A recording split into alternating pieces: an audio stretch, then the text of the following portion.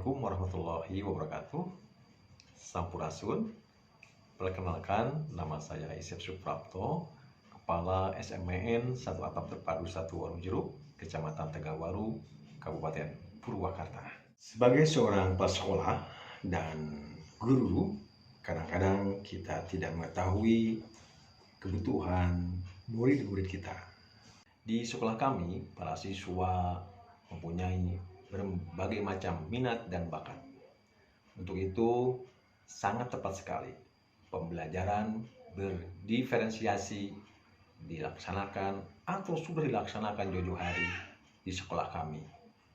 Pembelajaran diferensiasi adalah pembelajaran yang memakai suatu pendekatan sistematis untuk merancang kurikulum dan instruksi pembelajaran bagi siswa yang beragam kemampuannya, minatnya, serta kebutuhan belajarnya. Jadi, pembelajaran berdiferensiasi benar-benar pembelajaran yang sangat dibutuhkan oleh murid-murid kita. Secara umum, gaya belajar setiap orang dibagi ke dalam 3 macam, yakni belajar secara visual, auditori, dan kinestetik.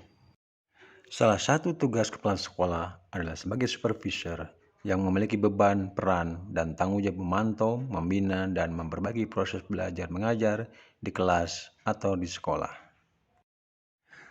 Agar kepala sekolah berhasil dalam perbaikan pengajaran, maka kepala sekolah perlu memahami dan menggunakan model dan teknik yang dianggap tepat dalam melaksanakan supervisi.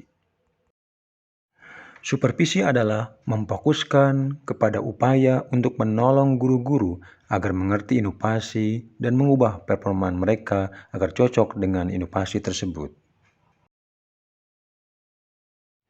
Video berikut adalah peranan kepala sekolah dalam mensupervisi guru yang melaksanakan pembelajaran berdiferensiasi di kelasnya. Agar bisa melaksanakan pembelajaran berdiferensiasi di kelas, ada beberapa hal yang harus dilakukan oleh guru. Beberapa hal tersebut diantaranya adalah sebagai berikut. 1. Melakukan pemetaan kebutuhan belajar setiap siswanya yang berdasarkan 3 aspek, yaitu kesiapan belajar, niat belajar, dan profil belajar siswa. Yang kedua, merencanakan pembelajaran berdiferensiasi berdasarkan hasil pemetaan yang sudah dilakukan. 3. Melakukan evaluasi dan refleksi atas pembelajaran yang telah berlangsung.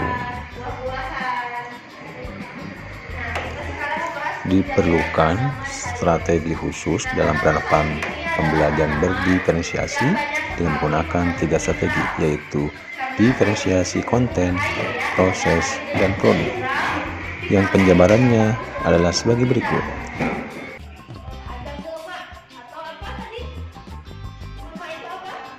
1.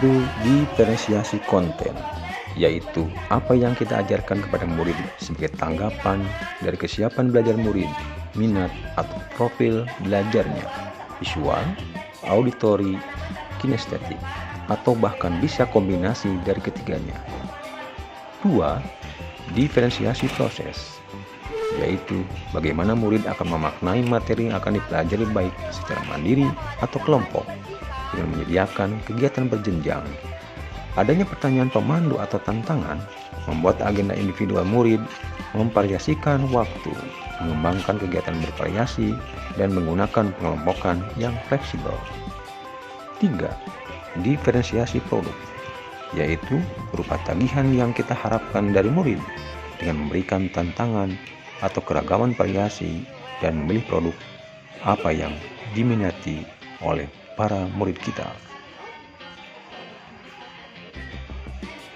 Adapun langkah-langkah dalam pembelajaran berdiferensiasi adalah sebagai berikut. 1. Menentukan tujuan pembelajaran. 2. Memetakan kebutuhan belajar murid, kesiapan belajar, minat, profil belajar. 3. Menentukan strategi dan alat penilaian. Dan 4. Menentukan kegiatan pembelajaran, konten, proses, dan produk.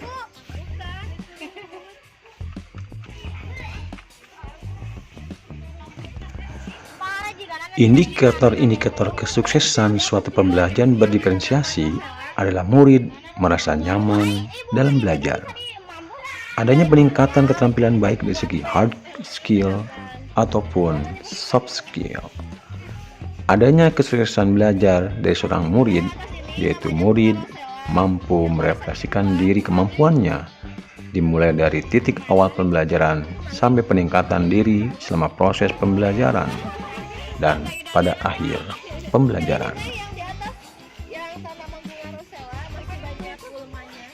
Pembelajaran berdiferensiasi bukan berarti mencapai tujuan akhir.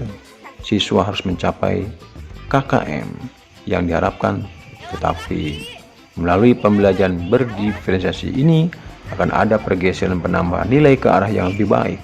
Misalkan, seorang murid kemampuannya di bawah rata-rata kelas, yaitu awalnya mendapatkan nilai 40. Setelah melalui proses pembelajaran berdiferensiasi, meningkat menjadi 65. Berarti ada kemajuan belajar anak tersebut. Sehingga tidak bisa seorang guru memaksakan murid mendapat target KKM sesuai yang diharapkan. Begitu juga dengan kemampuan murid yang di atas rata-rata kelas, misalkan mendapatkan nilai 85. Setelah melalui pembelajaran berdiferensiasi mendapatkan nilai 95.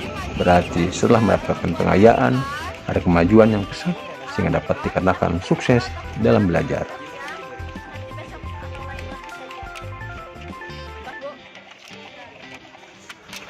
Tantangan guru dalam melaksanakan pembelajaran berdiferensiasi di kelas yaitu harus bisa mengatur waktu, kemudian bisa menjembatani diferensiasi dan standarisasi, dan selanjutnya harus mengakses sumber-sumber yang bisa mendukung pembelajaran berdiferensiasi di kelasnya.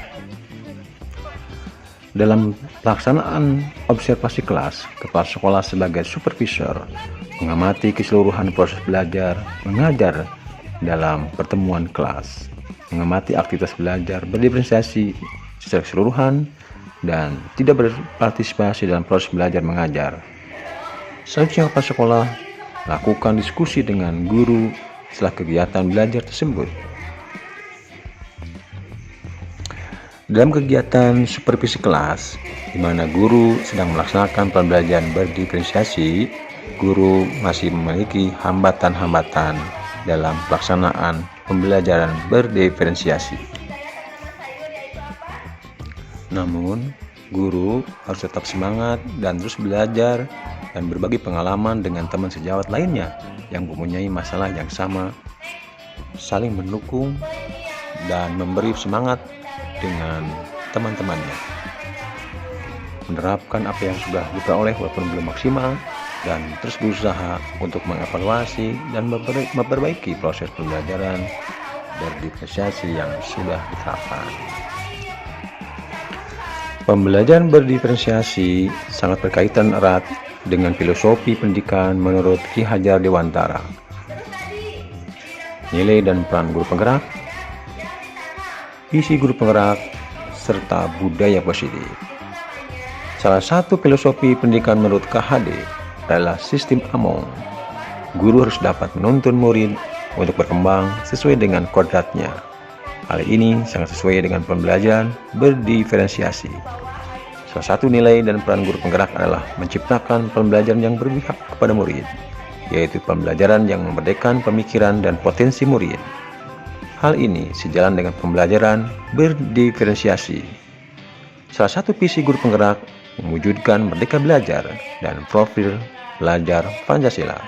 Untuk mewujudkan visi tersebut, salah satunya caranya adalah dengan melakukan pembelajaran berdiferensiasi. Sekian video kami tentang supervisi pembelajaran berdiferensiasi pada guru yang melaksanakan di sekolah kami. Terus belajar dan tetap semangat.